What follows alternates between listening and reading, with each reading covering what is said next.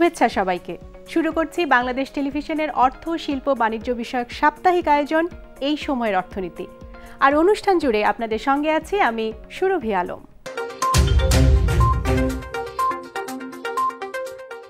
মূল অনুষ্ঠানে যাওয়ার আগে দর্শক দেখে নেওয়া যাক কি থাকছে আমাদের এই পর্বে। স্বল্পোন্নত দেশ হতে উন্নয়নশীল দেশে উন্নীত হতে জাতিসংঘের চূড়ান্ত সুপারিশ লাভ বাংলাদেশের। উন্নয়নশীল দেশে উত্তরণ বাংলাদেশের জন্য এক অনন্য মাইল ফলক, মন্তব্য অর্থনীতিবিদদের। দেশের বৈদেশিক মুদ্রার রিজার্ভ ৪,৪০০ কোটি মার্কিন ডলার ছাড়িয়েছে। প্রবাসী আয় বৃদ্ধিতে বিশ্বের শীর্ষ ৩ দেশের একটি বাংলাদেশ। এবং থাকছে পুঁজিবাজারের বিশ্লেষণ সহ অর্থনীতির নানা খোঁজ খবর।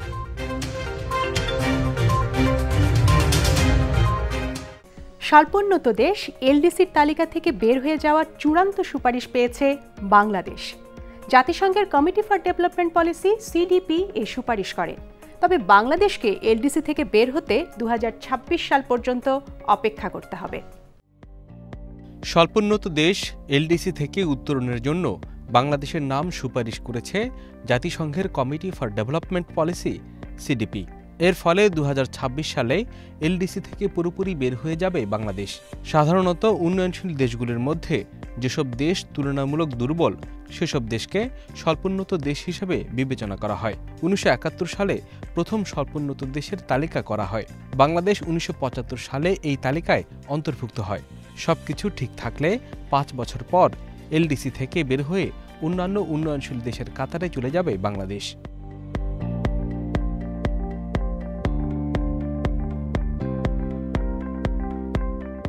সাধারণত সিডিপির চূড়ান্ত সুপারিশের ৩ বছর পর জাতিসংঘের সাধারণ অধিবেশনে চূড়ান্ত স্বীকৃতি দেওয়া হয়। কিন্তু করোনার প্রভাব মোকাবেলা করে প্রস্তুতি নিতে বাংলাদেশকে বাড়তি ২ বছর সময় দেওয়া হয়েছে।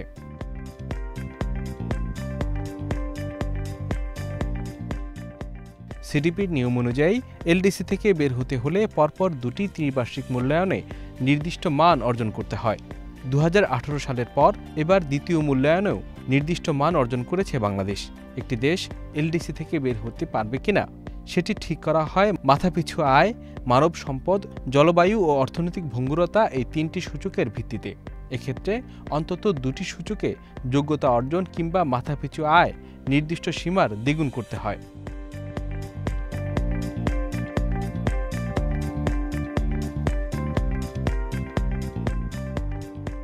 বর্তমানে ৪৭টি স্বল্পোন্নত দেশ রয়েছে। এ পর্যন্ত মালদ্বীপ, বতসোয়ানা, ইকুয়েটরিয়াল গিনি, সামোয়া ও কেপ ভার্দে এই ৫টি দেশ এলডিসি থেকে বের হয়েছে। স্বাধীনতার সুবর্ণ জয়ন্তীর প্রাক্কালে স্বল্পোন্নত দেশের তালিকা থেকে উন্নয়নশীল দেশে উত্তরণে জাতিসংঘের সুপারিশ লাভকে দেশের জন্য এক অনন্য মাইলফলক হিসেবে অভিহিত করেছেন অর্থনীতিবিদগণ। তারা মনে করেন এই উত্তরণ ২০৪১ সালের মধ্যে উন্নত বাংলাদেশ বিনির্মাণের ক্ষেত্রে আরও এক ধাপ এগিয়ে গেল। জাতিসংঘ তার সদস্য দেশগুলোকে উন্নয়নশীল ও উন্নত এই দুটি শ্রেণীতে ভাগ করে। আবার উন্নয়নশীল দেশগুলোর মধ্যে যারা দুর্বল তাদের বলা হয় স্বল্পোন্নত দেশ এলডিসি। এই তালিকা প্রথম করা হয় ১৯৭১ সালে। এলডিসিভুক্ত দেশগুলো যাতে অর্থনৈতিক সক্ষমতা অর্জন ও আর্থসামাজিক মর্যাদা বাড়াতে পারে সেজন্য শুল্কমুক্ত বাণিজ্য সুবিধা সহ নানা সুবিধা পায়। বাংলাদেশ অর্ধ শতাব্দী ধরে এলডিসি হিসেবে এসব সুবিধা পেয়েছে। ২০২৬ সালের পর সুবিধাগুলো ক্রমান্বয়ে উঠে যাবে। বাংলাদেশ এখন আছে Uganda, Kiribati, Haiti, Tuvalu, Djibouti, Guinea, Nepal, মিয়ানমারের মতো দেশের কাতারে। এলডিসি থেকে উত্তরণ হলে চীন, ভারত, মালয়েশিয়া, ভিয়েতনামের মতো দেশের কাতারে থাকবে বাংলাদেশ। বিশ্লেষকরা মনে করছেন এলডিসি থেকে উত্তরণের ফলে বাংলাদেশের ভাবমূর্তি উজ্জ্বল হবে, সামাজিক ও অর্থনৈতিক সক্ষমতার বহিঃপ্রকাশ ঘটবে। আন্তর্জাতিক সংস্থাগুলোর কাছ থেকে বেশি সুদে হলেও ঋণ নিয়ে অবকাঠামো ও মানব সম্পদ উন্নয়নে অধিক খরচ করা সম্ভব হবে। এছাড়া আন্তর্জাতিক রেটিং এজেন্সিগুলোর দেয়া রেটিং বাড়বে, যা বিদেশি বিনিয়োগ আকর্ষণে সহায়ক হবে। দ্বিতীয় পর্যায়টি অতিক্রম করলাম, সেটি কিন্তু আমাদের জন্য একটি গর্বের ব্যাপার এবং এটি একটি উন্নয়নের মাইলফলক। এখন ডেভেলপিং কান্ট্রি হওয়ার ক্ষেত্রে যেমন অপরচুনিটি অনেক তৈরি হবে, চ্যালেঞ্জেস আছে, যে সুযোগগুলো তৈরি হবে সেখানে হচ্ছে বাংলাদেশের ক্রেডিট রেটিং ভালো হবে, ফলে ফরেন ডিরেক্ট ইনভেস্টমেন্ট বেশি আকৃষ্ট হওয়ার কথা। তাছাড়া আন্তর্জাতিক যে বিভিন্ন আর্থিক প্রতিষ্ঠান আছে তারা বাংলাদেশের প্রতি বাংলাদেশকে রেটিং ভালো করার কথা এবং বাংলাদেশকে বেশি গুরুত্ব দেওয়ার সম্ভাবনা রয়েছে। 72 সালে তখন মাত্র $93 ছিল আমাদের মাথাপিছু আয়, সেইখান থেকে আজকে $2000 উপরে নিয়ে আসা এবং গত 12 বছরে বঙ্গবন্ধু কন্যার হাত ধরে এই মাথাপিছু আয় প্রায় 3.5 গুণ বেড়ে গিয়েছে। আমাদের মানবিক শক্তি, যেটা আমরা একটা ডেমোগ্রাফিক ডিভিডেন্ডের মধ্য দিয়ে যাচ্ছি। তৃতীয় যে সূচক সেটা হলো ইকোনমিক ভালনারেবিলিটি। এই জায়গাটাতে বাংলাদেশ খুবই ভালো অবস্থানে আছে। আমরা প্রায় 11 মাস আমদানি করবার মতো রিজার্ভ আমাদের এখন, ফরেন এক্সচেঞ্জ রিজার্ভ, যেটা $44 বিলিয়ন পেরিয়ে গেছে। স্বল্পোন্নত দেশের তালিকা থেকে বাংলাদেশের উত্তরণে এ সুপারিশ বেশ প্রত্যাশিত। কয়েক বছর আগে থেকেই এমন প্রত্যাশা করে আসছিল বাংলাদেশ। বাংলাদেশের অর্থনৈতিক সূচকগুলো অন্যান্য স্বল্পোন্নত দেশের তুলনায় এমনিতে ভালো আছে। অর্থনীতিবিদদের মতে এলডিসি থেকে উত্তরণ হলে বাংলাদেশে বিদেশি বিনিয়োগ বাড়বে, পর্যটনের বিকাশও হবে বলে আশা করা হচ্ছে। তবে সবচেয়ে ক্ষতিগ্রস্ত হতে পারে শুল্কমুক্ত বাজার সুবিধায়। রপ্তানি কিছুটা বাধাগ্রস্ত হতে পারে। এসব দেশে পণ্য রপ্তানি করতে গেলে শুল্ক বেশি দিতে হবে। এজন্য এখন থেকে নিতে হবে সমন্বিত প্রস্তুতি। বেগবান রাখতে হবে মানব সম্পদ উন্নয়নের ধারাকে। শুল্ক দিয়েই কিন্তু মার্কিন যুক্তরাষ্ট্রের বাজারে আমাদের রপ্তানি অব্যাহত রেখেছি। সুতরাং আমাদের কাছে উদাহরণ রয়েছে যে শুল্ক দিয়েও আমরা আমাদের সক্ষমতা ধরে রাখতে পারি। যেটি প্রয়োজন হবে, এখন যেহেতু ইউরোপের মতো বড় বাজারেও আমাদের শুল্ক দেবার প্রয়োজন পড়বে, সুতরাং সেই জায়গাটিতে আমাদের উৎপাদনশীলতা বৃদ্ধি করে ব্যয় কমিয়ে আনার প্রয়োজন পড়বে। সেই দিক থেকে প্রযুক্তিগত মানোন্নয়ন, আমাদের শ্রমিকদের দক্ষতা বৃদ্ধি, নতুন নতুন পণ্য উৎপাদন, সেটি তৈরি পোশাক বা তৈরি পোশাকের বাইরে সেটি, এবং প্রয়োজন বোধে বিদেশি বিনিয়োগকে আকৃষ্ট করা, যাদের কাছে দক্ষতা বা প্রযুক্তিগত অনেক ধরনের নতুন নতুন কাঠামো রয়েছে, সেই ধরনের কৌশল নেওয়া দরকার। বাংলাদেশ ব্যাংকে বৈদেশিক মুদ্রার রিজার্ভ $4,400 কোটি ছাড়িয়েছে। এই রিজার্ভ দিয়ে দেশের কমপক্ষে 8 মাসের আমদানি ব্যয় পরিশোধ করা সম্ভব। এদিকে দি ইকোনমিস্ট ইন্টেলিজেন্স ইউনিটের এক প্রতিবেদনে বলা হয়েছে, প্রবাসী আয় বেশি আসে এমন শীর্ষ 10টি উন্নয়নশীল দেশের 7টিরই আয় গত বছর কমেছে, আর 3টি দেশের আয় বেড়েছে। ওই 3 দেশের একটি হল বাংলাদেশ।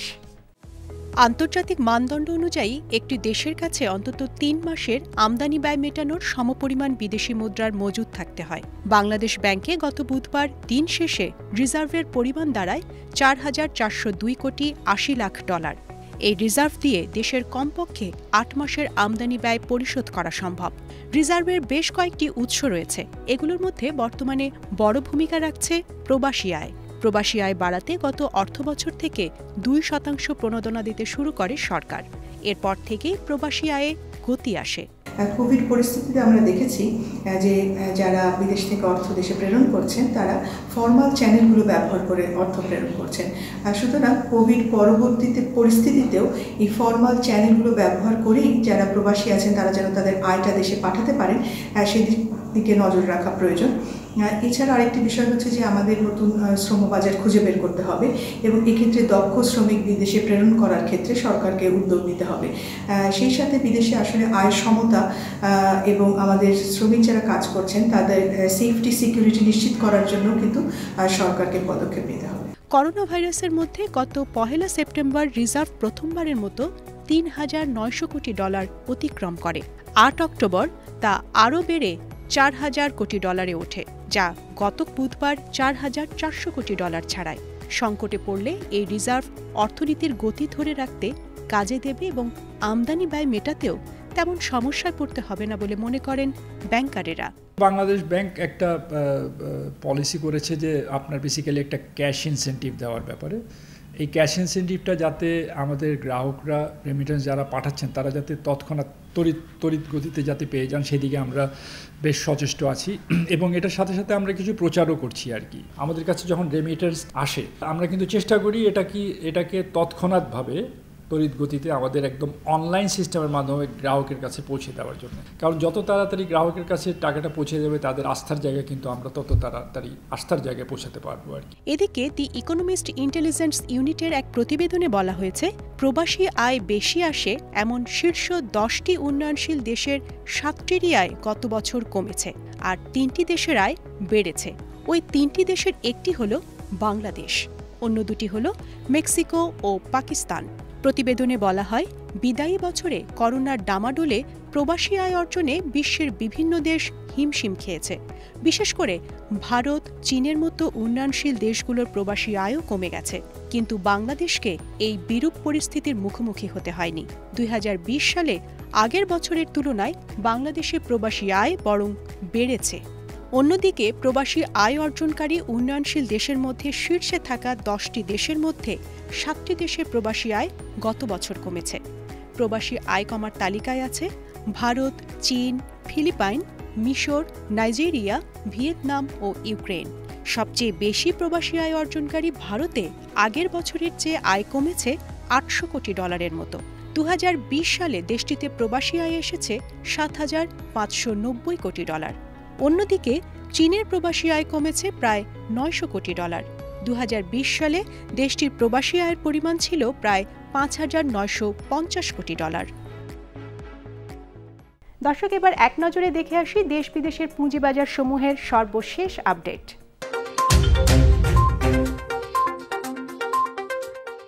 শুরুতেই জানাচ্ছি ঢাকা স্টক এক্সচেঞ্জের আপডেট।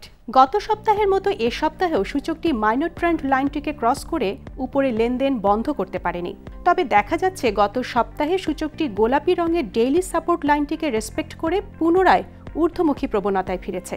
ধারণা করা যায় এ সপ্তাহে বেশ ভালো সম্ভাবনা আছে কালো রঙের মাইনর ট্রেন্ড লাইনটিকে ক্রস করে আগামী সপ্তাহে সূচকটি ঊর্ধ্বমুখী প্রবণতায় থাকার।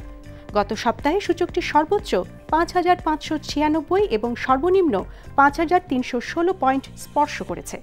এ পর্যায়ে দেখে নেওয়া যাক চট্টগ্রাম স্টক এক্সচেঞ্জের অবস্থা। অনেকটা একই দৃশ্য দেখা যাচ্ছে সিএসই এক্স ইন্ডেক্সটিতেও। এখানেও আমরা দেখতে পাচ্ছি গোলাপি রঙের ডেইলি সাপোর্ট লাইনটিকে রেসপেক্ট করে গত সপ্তাহে সূচকটি ঊর্ধ্বমুখী প্রবণতায় ফিরেছে। বেশ ভালো সম্ভাবনা আছে এ সপ্তাহে সূচকটি মাইনর ট্রেন্ড লাইন ক্রস করে উপরে যাওয়ার কিংবা ঊর্ধ্বমুখী প্রবণতা বজায় রেখে মাইনর ট্রেন্ড লাইনটির কাছাকাছি যাওয়ার। গত সপ্তাহে সূচকটি সর্বোচ্চ 9,760 এবং সর্বনিম্ন 9,269 পয়েন্ট স্পর্শ করে। এবারে দেখে নেওয়া যাক দেশের বাইরের গুরুত্বপূর্ণ কয়েকটি পুঁজিবাজারের দিকে। প্রথমেই দেখে নিচ্ছি new York stock exchange composite index. সূচকটি মাইনর ট্রেন্ড লাইনকে ক্রস করে গত সপ্তাহে নিম্নমুখী প্রবণতা শুরু করেছে। গত সপ্তাহে সূচকটি সর্বোচ্চ 15,578 এবং সর্বনিম্ন 15,086 পয়েন্ট স্পর্শ করে। এবারে দেখে নেওয়া যাক চীনের প্রধান পুঁজিবাজার সাংহাই কম্পোজিট ইন্ডেক্সের দিকে।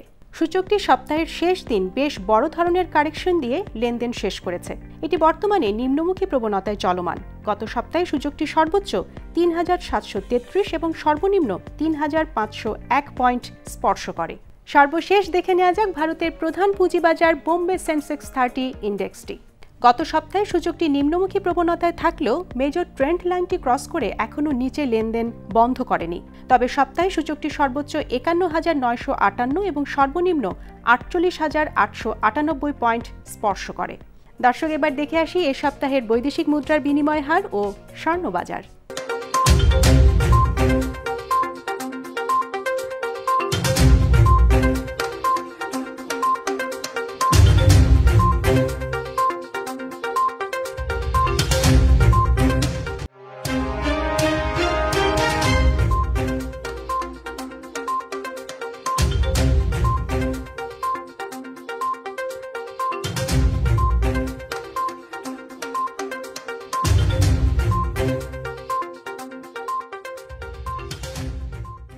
বিশ্বব্যাপী পাটজাত পণ্যের বাজার সৃষ্টিতে 282টি পণ্যকে বহুমুখী পাটজাত পণ্য হিসেবে ঘোষণা করেছে সরকার।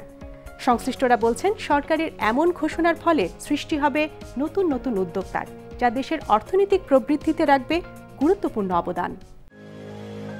বিশ্বব্যাপী বছরে প্রায় 1 ট্রিলিয়ন টন পলিথিন ব্যবহার করা হয়, যার ক্ষতিকর প্রভাবের শিকার হচ্ছে মানুষ ছাড়াও বিপুল সংখ্যক স্থল ও জলজ প্রাণী। উন্নত দেশগুলোতে পরিবেশের জন্য ক্ষতিকারক প্লাস্টিক ও সিনথেটিক ব্যাগসহ বিভিন্ন পণ্য ব্যবহার নিষিদ্ধ ঘোষণা করায় মানুষ এখন ঝুঁকে পড়ছে প্রাকৃতিক তন্তু দিয়ে তৈরি পণ্য ব্যবহারের দিকে। এক্ষেত্রে পরিবেশ বান্ধব পাট পণ্যই হয়ে উঠছে ক্ষতিকর এসব পলিথিনের বিকল্প অবলম্বন। দেশের কৃষি ও বাণিজ্যের ভারসাম্য রক্ষা করে ক্রমবর্ধমান বৈশ্বিক চাহিদা বিবেচনা করে পাট পণ্যের উৎপাদন ও রপ্তানির মাধ্যমে বিপুল পরিমাণ বৈদেশিক মুদ্রা অর্জন করতে পারে বাংলাদেশ।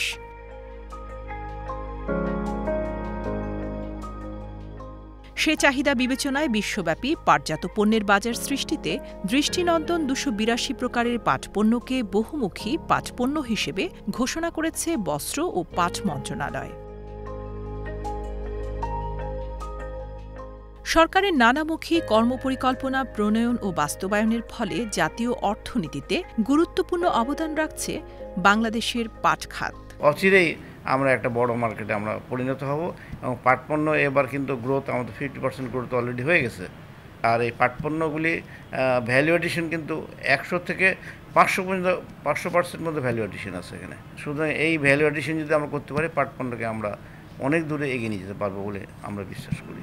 যারা উদ্যোক্তা তার বেশিরভাগই কিন্তু ফিমেল তারা, এবং তাদেরকে আমরা এই সহযোগিতা করার চেষ্টা করছি কিভাবে তারা বিভিন্ন জায়গায় মেলাতে যাবে, কম রেটে যাতে করতে পারে সেখানে আমরা কিছুটা সাবসিডি সরকার থেকে আমরা দেওয়ার চেষ্টা করছি। আমরা এমবেসিগুলিকে দায়িত্ব দিয়েছি যে যেখানে যেখানে হারানো মার্কেট চলে গেছে, যারা যারা যে সমস্ত দেশ প্লাস্টিক বর্জন করছে সেখানে যাতে প্লাস্টিকের পরিবর্তে আমাদের পাটের পণ্য ব্যবহার করা যায় সেই ধরনের তারা যেন উদ্যোগ নেয়। 2020-2021 অর্থ বছরের প্রথম 4 মাসে পাট ও পাটজাত পণ্য রপ্তানি করে বাংলাদেশ আয় করেছে $43 কোটি 87 লাখ। চামড়াকে ছাড়িয়ে দেশের রপ্তানি বাণিজ্যে দ্বিতীয় স্থান দখল করেছে পাট ও পাটজাত পণ্য।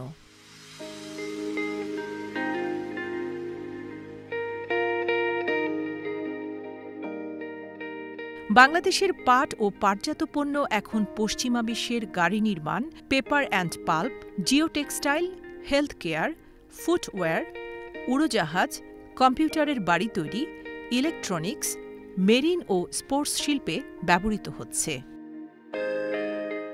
পাটের তন্তু দিয়ে বিশ্ববিখ্যাত বিএমডব্লিউর মতো গাড়ির ড্যাশবোর্ড তৈরিতে কাজে লাগছে এবং ব্রিটিশ রাজপরিবারও পাটের তৈরি জিনিসপত্র তারা ব্যবহার করছেন। ব্রিটেনে হ্যারডসের মতো নাম করা ব্র্যান্ড শপে আমাদের পাটের তৈরি পণ্য তারা সেল করছেন, প্রদর্শন করছেন। সেই পণ্য রপ্তানি যারা করবেন তাদের জন্য সরকার 20% হারে নগদ উৎসাহ প্রণোদনা দিচ্ছেন।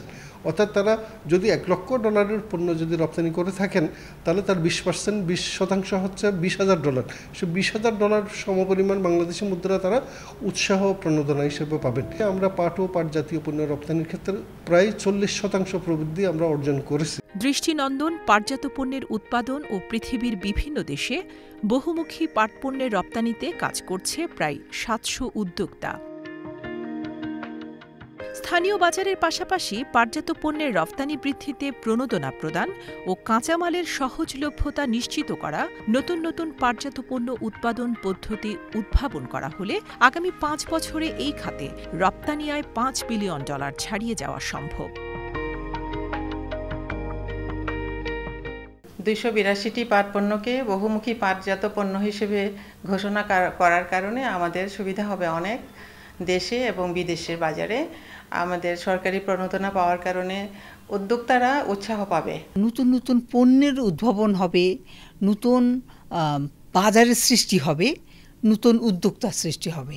এটা দেশের অর্থনীতিতে অবশ্যই একটা বিরাট অবদান রাখবে। বিশ্লেষকরা বলছেন অন্যান্য দেশের তুলনায় বাংলাদেশের পাটের গুণগত মান ভালো, তাই উৎপাদিত পাট পণ্য রপ্তানি করে বাংলাদেশ আয় করতে পারে আরও বিপুল পরিমাণ বৈদেশিক মুদ্রা। পরিবেশ বান্ধব পাটজাত পণ্যের ব্যবহার বাধ্যতামূলক করে পাট পণ্যের চাহিদা যেমন বাড়ানো যায়, তেমনি রপ্তানি বাড়াতে প্রয়োজন দেশে বিদেশে মেলার আয়োজন করা। দর্শক, এবারে এক নজরে দেখে আসি অর্থনীতির আরও কিছু খোঁজ খবর।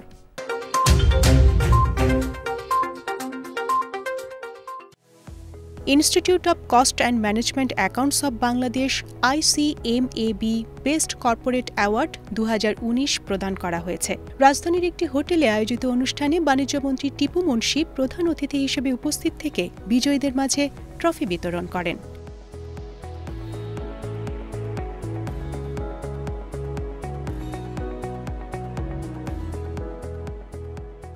অনুষ্ঠানে বাণিজ্যমন্ত্রী বলেন, বর্তমান গণতান্ত্রিক সরকার স্বচ্ছতা ও জবাবদিহিতায় বিশ্বাস করে। সেজন্য সরকার কর্পোরেট সেক্টরেও সর্বোচ্চ স্বচ্ছতা ও জবাবদিহিতা নিশ্চিতে সচেষ্ট রয়েছে।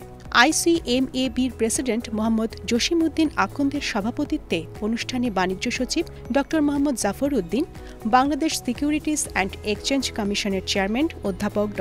শিবলি রুবায়াতুল ইসলাম এবং সাউথ এশিয়ান ফেডারেশন অ্যাকাউন্টসের প্রেসিডেন্ট AKM দেলওয়ার হোসেন বক্তব্য রাখেন।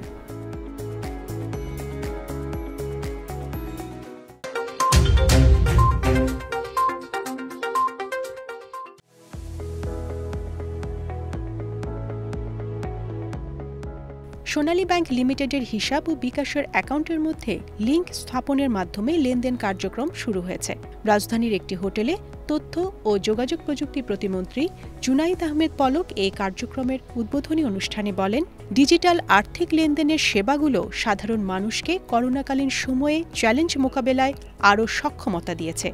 যৌথ এই লেনদেন কার্যক্রমের ফলে সোনালী ব্যাংকের 2.5 কোটি গ্রাহক এখন তাৎক্ষণিক বিকাশ অ্যাকাউন্টে টাকা আনতে পারবেন এবং বিকাশ থেকে সোনালী ব্যাংক অ্যাকাউন্টে টাকা জমাও দিতে পারবেন।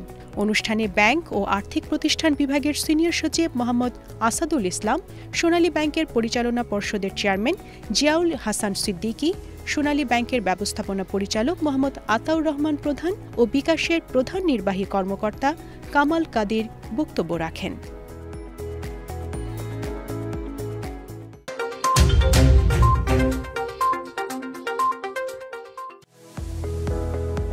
শেয়ার বাজারে তালিকাভুক্ত আর্থিক কোম্পানিগুলো এবছর শেয়ারধারীদের 15% বেশি নগদ লভ্যাংশ দিতে পারবে না। বাংলাদেশ ব্যাংক আর্থিক প্রতিষ্ঠানগুলোর জন্য লভ্যাংশের এ হার বা সীমা বেঁধে দিয়েছে।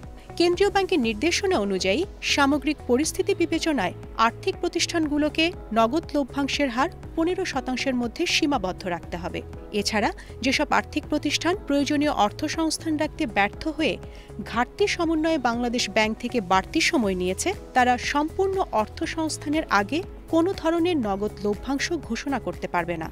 তবে বাংলাদেশ ব্যাংকের অনুমোদন নিয়ে এসব আর্থিক প্রতিষ্ঠান সর্বোচ্চ 5% বোনাস বা স্টক লভ্যাংশ ঘোষণা করতে পারবে। দর্শক, কেমন লাগলো আমাদের আজকের আয়োজন? আশা করি ভালো লেগেছে। আমাদের অনুষ্ঠান সম্পর্কে কোনো মতামত থাকলে জানাতে নিশ্চয়ই ভুলবেন না। আমাদের সঙ্গে যোগাযোগের ঠিকানা, প্রযোজক এই সময়ের অর্থনীতি, কক্ষ নম্বর 3006, বাংলাদেশ টেলিভিশন, টেলিভিশন ভবন, রামপুরা, ঢাকা। ইমেল করতে পারেন এই সময়ের অর্থনীতি @gmail.com এই ঠিকানায়। এছাড়া ভিজিট করতে পারেন বিটিভির ফেসবুক পেজ বাংলাদেশ টেলিভিশন-বিটিভিতে। আজ এ পর্যন্তই। দেখা হবে আগামী পর্বে অর্থনীতির নানা আয়োজন নিয়ে। সবাই সুস্থ ও নিরাপদে থাকুন আর করোনা ভাইরাস থেকে বাঁচতে স্বাস্থ্যবিধি মেনে চলুন। খোদা হাফেজ।